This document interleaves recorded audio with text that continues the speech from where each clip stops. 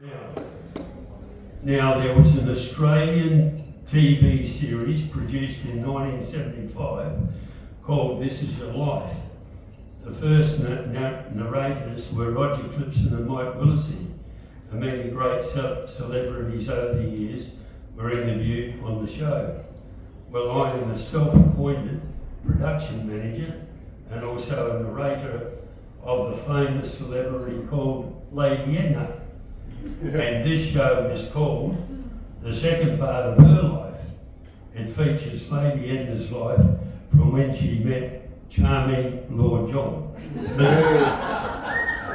So I had down here her eldest son Terry was to stand up and escort Lady Edna to the chair, but seeing that she's not here, Dr. Graham Lyons is going to escort my wife to Lady Edna's chair, please.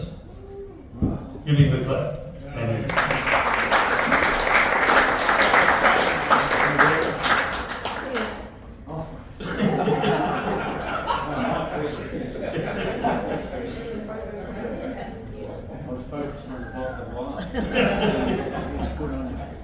I don't think you even needed that. You're in very good shape. Thank you. Well done. Give her a clap. Now, one of our dear friends, Mark and Lisa Newton, who are sitting at our table, not that he's that special, but he's doing all of this stuff, recording stuff I put in there. And Mark has a few alternative media outlets, and I hope, Mark, that you are live streaming this to all of the states in their nation of Australia. Is that right? A little bit wrong, John. It's actually going globally. Wow. Oh, this is going global. We're out of the UK. Okay. Lady Edna and charming Lord John met on the 12th day of May in the year of our Lord 1990. It was like that two different worlds collided. We had a whirlwind, fast-paced romance, and we were engaged 3 months later on the 9th day of August, and were married the same year on the 22nd of December. Lady Edna told me from day one that God had put her on this earth to only be a wife and a mother. She had absolutely no idea what was in store for her when she married me. So that's fine, but from my point of view, I wondered what the hell it mean. Firstly, I wasn't looking for a relationship, and I definitely wasn't wanting to marry someone older than me. And thirdly, I don't believe that I am racist, but I wasn't very keen on pops back then, and I ended up marrying one. However, to be serious, and you'll think that I'm a bit of a sort, the evening that we met, which continued into the wee hours of the next morning, and later that day, I drove 450 kilometres to my home in Mount Gambier. I was in a blithering, emotional mess, with tears rolling down my cheeks. I felt an incredible power of love from you and yours to me. Anyhow, two and three quarter years later in our married life, I actually received a phone call from a business colleague, and I made a phone call to someone who I'd never met and didn't know anything about. She didn't know anything about this phone call. Anyhow, Lady Edna, what were your thoughts about meeting charming Lord John and very early part of your married life there? Well, it was interesting to say the least. But I was left a widow. I was 41 when Keith died. I was left with 6 children, and I was by myself for 12 years until all my children were grown up and married and off my hands. It's Terry. And Jill.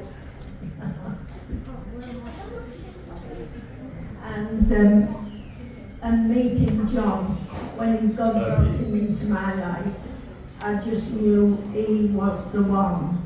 And I just fell in love with him. But you know what they say, love is blind. You get married and get your eyesight back. And that's what happened.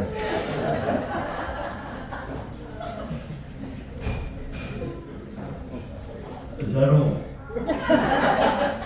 What else was I going to say?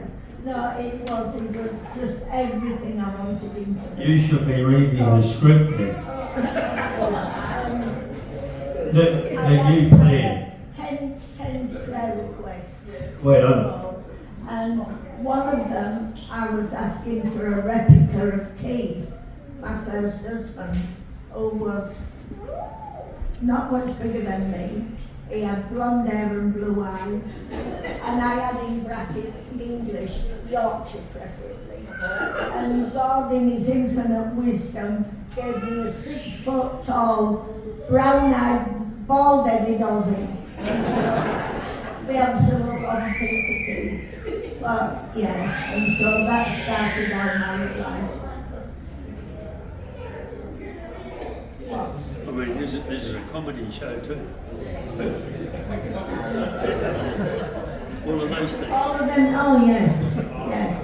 And David, my lovely friend David there, Armstrong, he drove me in his limousine to get married. David and I go back a long, long way. We spent our honeymoon in Sydney and we were there for 5 days, and we were initially going to look at the sights of Sydney, but we ended up spending it at the cricket.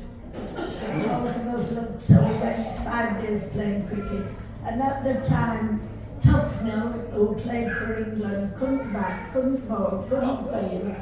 And of course England were getting beaten all ends up. And John, please excuse my French, was a cock of shit. So he rubbed it in, the Aussies. So that was our first, when we started our married life. That was your first clue? Yeah. No. Any more criticism on that?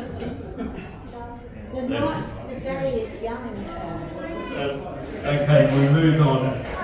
This is the bit in late September 1993, and at the stroke of a pen, at the age of 57 years old, Edna, Lady Edna became a company director.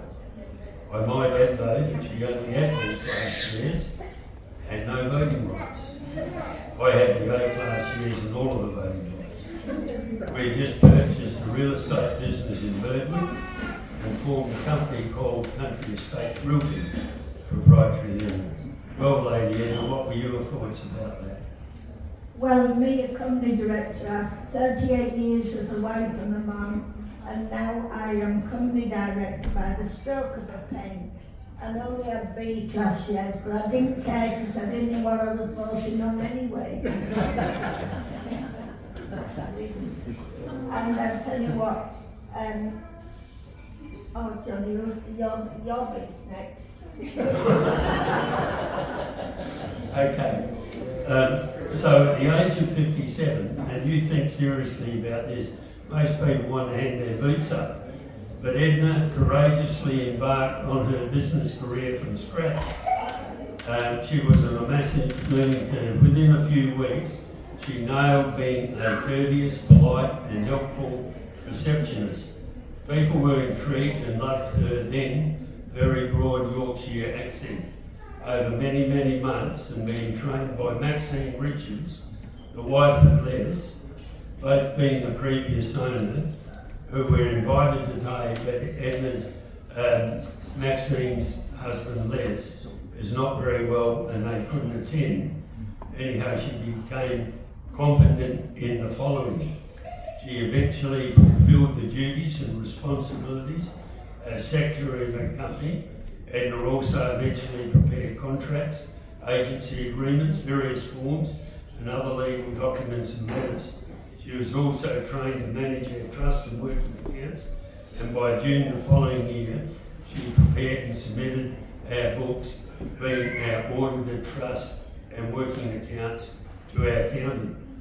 Now, my role in that was actually stuff on. Well, if it hadn't been for Maxine, I mean, she was amazing. She was so patient with me because I didn't know anything at all, not being a professional person. And then when I went to see Darryl O'Brien with our books, what really impressed me with Darryl, he spoke to me. He said he was really pleased with everything I took. Yes, Edna, that's what I want. He ignored John, and normally the woman is shafted and talked to them. But Darryl didn't, he talked to me. And when we got outside, John looked at me and he said, "You did all right, didn't you?" In surprise. So that was my first year in real estate. But let me tell you something else that happened. I worked in the business with no pay. We were in the, and John worked his butt off to get us in the black. And that first Christmas, I was sure he would be giving me a check, commission. And I said to him, because I hadn't been paid, I said to him, "John, are you going to give me a check for Christmas to help?" He said, no. And I just looked at him and I put it in the business. I started to cry. He called me a big sook because I just never got paid. Anyway, after Christmas, we still stayed in the red. And so then the black. And he came into the house and he gave me a check. $2. And look, I've been a widow for 12 years. I've never had 2 bob to scratch myself with. And John came in and he gave me this check, and it was for $8,000. Wow. And I just looked at it, I couldn't believe it, and I thought, and he said to me, "Well, what are you going to do with it? Are you going to put it in the bank?" I said, "No, I'm not, I'm going to spend it." I did. I've never had so much money in my life. Have I stuffed you up, John? You finished? Well, I didn't think you cried that much. Huh? He called me a big sook. He did. But anyway, he made up for it. Anyhow, less than 3 years on, at the ripe age of 60, and you think about this, Lady Edna studied for a whole year to obtain her real estate licence. She passed the theory exam, and way back then, she had to pass a practical exam. Lady Edna chose to do this because it was great support and backup for me. At the time, the Real Estate Institute of South Australia said that she was the oldest trainee on record. So, Lady Edna, what did you think at your age about studying for a year? Were you coerced, pressured into it, or what? No, I wasn't. But I loved it actually and the best part about it was studying the law. I loved that. I remember when I had to do the law, I was so excited. I rang John, and it was the common law, the statute law, and it was based on English law, and I really, really enjoyed that. But what else? That's it. Well, I'm going to tell a story. This is a way to close for business. Edna was very friendly with someone in Foodland. It was a lady. And back then, not only did you have to have a theory exam, but you actually had to list the property to get your licence. I'm talking way back then. So anyhow, she was that friendly with this lady. She said, so what was her name? Celine, would you mind giving me your listing, because I've got to get it to get the licence. That would give you a lot of confidence. So anyhow, we got the We business. got the business, yes, and we went home and told Warren and they had a laugh about it. Anyway, they allowed me to go and do the appraisal. John came with me and we got the listing, but I just thought it was the right thing to do. I had to get a listing and I thought, well, Celine's going to sell, so I'll ask her if I can sell it for her. And she said, yeah, okay. And yeah. Okay. Now, from day one, we built a database of potential clients. Way back then, it was handwritten in a shoebox. At least we had follow-up. And I remember in about 1998, I had a pager then, I'd moved up. And this guy came into the office and said, I want to speak to, the boss about so-and-so. He rang me. And I rang you, that's Yeah. it. And he said, Edna, hadn't he got a phone? He said, what sort of, excuse my French, these are his words, not mine, what sort of a bloody Mickey Mouse show are you running? So I thought I'd get a telephone, a mobile. Anyhow, from day one we built a database, and quite a few years on, after our staff had grown to about a dozen or so, Edna became our PR lady, our prospector from our database for the business. Clients and the public loved talking to her for her friendliness and her Yorkshire accent. So, what did you like best? Well, I was in the admin and I always struggled because I wasn't trained in business. But Lynn came to work for us and Jessica, and Lynn was more professional than me, and yet she was doing the cold calling and ringing people up to see if we could help with real estate. And I had a brainwave. I thought, this is ridiculous. Lynn is more qualified than me. Why don't we change places? Lynn become the admin and I'll go on the phone. And which she was happy to do, and I was happy to do. And so Lynn and Jessica, her daughter, she had her first job with us. And I remember the first day Jessica was there, as our receptionist, the phone rang, and I said to her, well, answer it, Jessica. She said, I can't answer the phone. I said to her, Jessica, that's what we've employed you for. So anyway, she became very, very competent at it. And Lynn was a very good admin. And I took on the role as the ringing people to see if we could help with real estate. And I remember this one lady, and she said to me, Edna, where are you from? And I said, oh, I'm from Yorkshire. She said, yes, I know you are. I can tell. So I said to her, and I told her. So she said, oh yes, she said, I used to live in this village. Now if you saw it spelled, it's Osgodby, but us, we called it Osgoby. And so as soon as she said Osgoby, I knew that yes, she'd lived there. And she said, I used to work at the BOCM, which is British Oil and Cake Mills. So I said, oh, did you? And I said, so did my dad. So she said to me, well, what was your dad's name? So I said to him, Bill Stoker. Oh, she said, I knew Bill. She said, I worked there when I was 19. So she worked in the offices and she knew my dad. So what a small world that was. It was lovely. And eventually we did get her listing. I had a real rapport with her. She used to love talking to me. So that was that story. And Lynn, like I say, did a marvellous job as our admin. So did Jessica.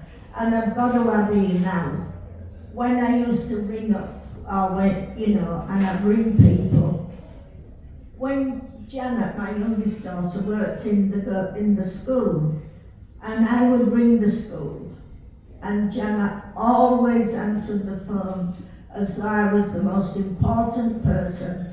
She always had a smile in her voice. She always made me feel so welcome. So I thought, right, that's what I'm going to do. I'm going to be like Janet. I'm going to answer the phone, make the person on the other end of the line feel she's welcome or he's welcome. And I think through that, I made a lot of friends. As John said, they love my Yorkshire accent.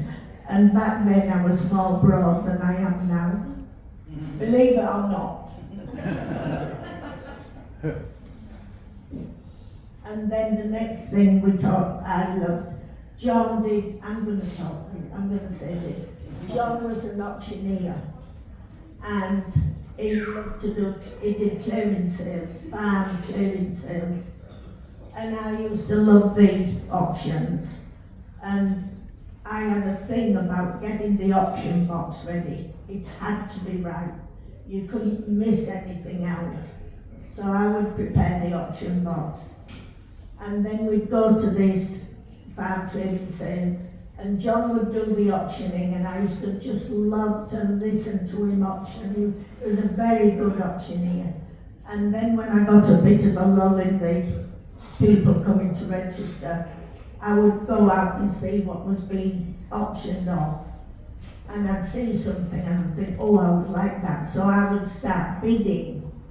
And John would stop the auction and you see that lady over there and she's bidding? Well, that's my wife and we don't need it, so would you please bid us? Anyway, when he said that, they never stopped bidding and I always ended up getting it. And one thing I bought was a brand new electric drill. It was still in the box. And I thought, yeah, we need an electric drill. John can't hammer a nail in strike, and can I tell you, the drill is still brand new in its box, it's never been used. He hasn't got a clue. But I loved him, I loved him doing the auctioning. And I've got to tell you this little bit. When I first met John, I should have said it earlier on, when I first met him, I wrote a letter to my sister Margaret in England, and I said to her, Margaret, I've met someone. And she said, Edna, I just knew that you had when the letter landed on the mat. And I said to her, yeah, I've met this, and it's a high-powered businessman. I said, he's got all these letters after his name. I said, and I'm so... When I found out that the letters meant affiliated member of the Real Estate Institute and an auctioneer and appraisal agent. So they were the letters after his name, and I'm thinking he was this great big high-powered businessman. And he was just a real estate.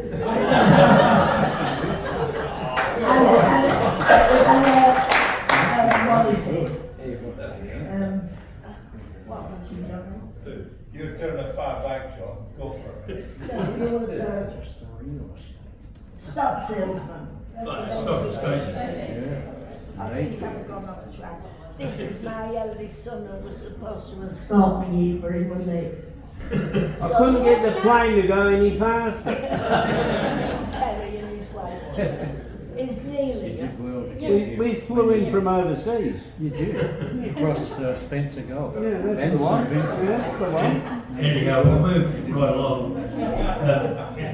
About 20 years ago or so, we employed a husband and wife team Yes. that are sitting here today, and who became owners of our business about 10 or 12 years ago. And they carried on and operated the business with the same principles and ethics that we did. Mark and Deanne Watkins were not only business colleagues, but our dear friends. Please put your hand up there.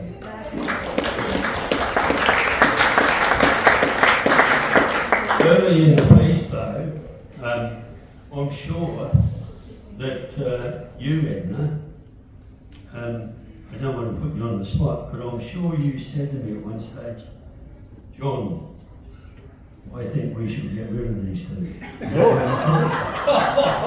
God blooming didn't, man. And they were incredible employees, and Matt indeed became a clone of John. He did, and but John says he's better looking than him. they became, and I became their real estate mum. So no. Right, moving on. At the age of 68 years and 6 weeks, she always puts this six weeks into it. Lady Edna decided to sack herself without my authority or any consultation at all. But not only that, she demanded that she got paid until she was 70 years of age. I reckon that's against the act, isn't it? She was a director. A director. She was a director. Yeah, but a silent one. So, there are only two things to give consideration about her career. One is that she became more than a wife and a mother, but became a true champion in the business and a great support for me. The other one, many people used to say to me, how the hell did she put up with me? They all said, I believe she deserves a medal. Yeah. What's your issue? I deserve the big one. I didn't get paid and I cried and he called me a big soap. No, I think I did deserve a big medal. Okay, this is not part of the script. I've written this on the side. And one says, if you go off script, it can be dangerous. It may not end well. So let's see what happens.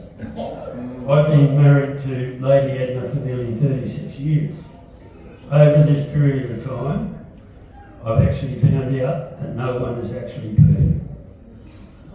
Now Lady Edna has a very strong British bulldog toughness hidden beneath her charm. She can be actually stubborn. She has this Yorkshire grit embedded within her character. I have heard it and seen it and by her standard actions.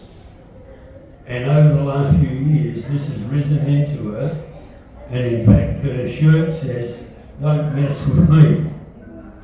So I've struck this gold medal. I paid quite a lot of money for a 24 karat gold medal.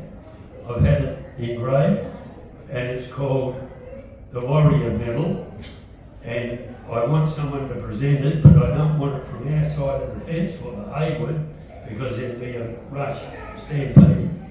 I would like someone that has a bit of moral courage from the friendly tribe to come up and present this medal. Who's it going to be? Alan Noda. Yeah, okay. We're not sexist. This could be a lady or a man. What about all the LGBTQI plus? You're not woke enough, John. Come around. You're not woke enough. These are dear friends of ours. Reed and Jimmy, Paul, wherever you are, what is there. They travelled Israel with us and with where are you? Trish and It's Matthew. Matthew here. Anyhow, go ahead. Oh, you're there. And don't make it too long because we've got a long way to go. Well, it's better that I do it than my husband Jim, because he'll be an awful lot, much longer than me.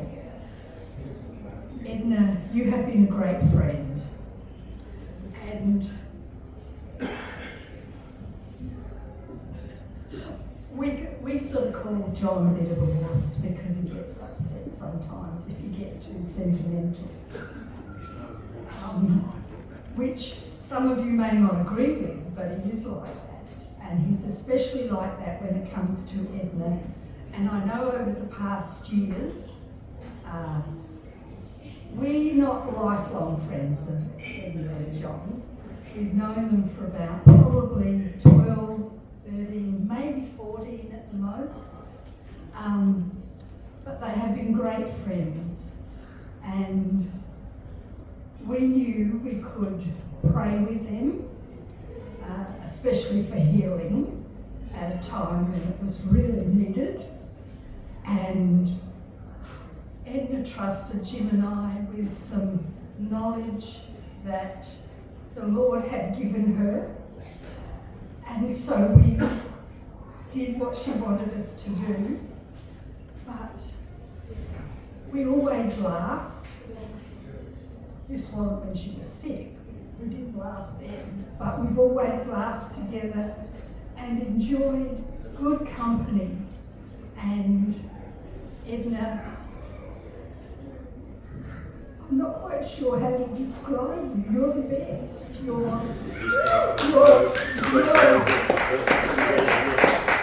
She's one of the ladies that will listen. She will give advice, but she takes advice also, and that is really unusual in people. And so we love you, Edna. And this is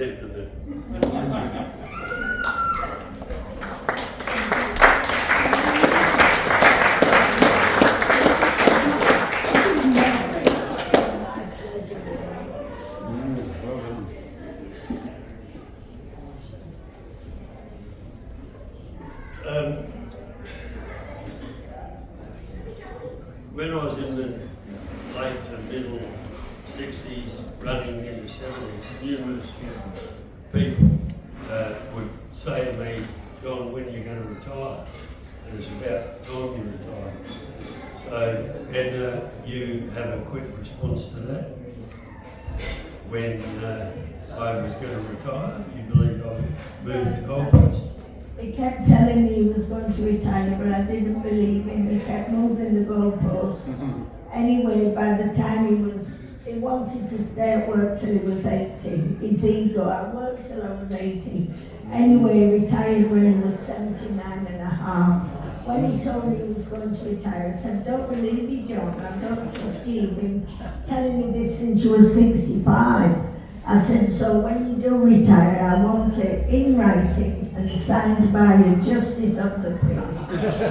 Anyway, he did retire when he was 79 and a half. But during our working life, we went on some wonderful holidays together. Jim and Rini, we went to Israel with Matthew and Trish. And we travelled all over the world, so we had some wonderful holidays together. And we went with Les and Maxine, Jim and Rini. We went to Israel with Matthew and Trish. And what did John do towards these holidays? As we're driving out the drive, he would say, have you got the tickets? That was his limit to what he'd be contributing to the holiday. Have you got the tickets? That's important. And he left everything to me. So we had some lovely holidays. We travelled all over the world. Very blessed. Okay. I think we're getting close to being done. And I want to finish up on a sober note. As you know, Edna's a woman of strong faith and belief. Some of you know this story, and some of you only know bits of it, and others have never ever heard about it. And I tell it today because it is a significant part of her life and mine. And it was on the 31st of January 2020.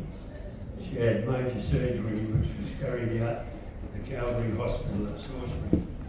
3 days later she was rushed to the Royal Adelaide Hospital and had another major surgery to remove a large part of the bowel due to it being perforated in the first operation.